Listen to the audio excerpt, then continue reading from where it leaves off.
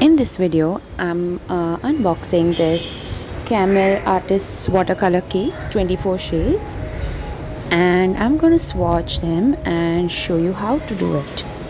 So if you are using any other brand watercolors too, you need to swatch your paints before you start painting, which makes life much more easier.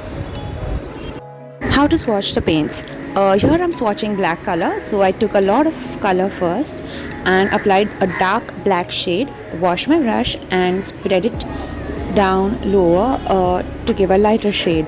So in that way you can see the darkest shade that color can produce to the medium to the lighter shade that color can get.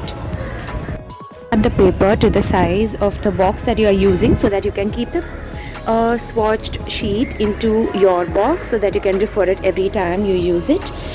Also, always recommend writing the colors in order as given in your box to avoid confusion.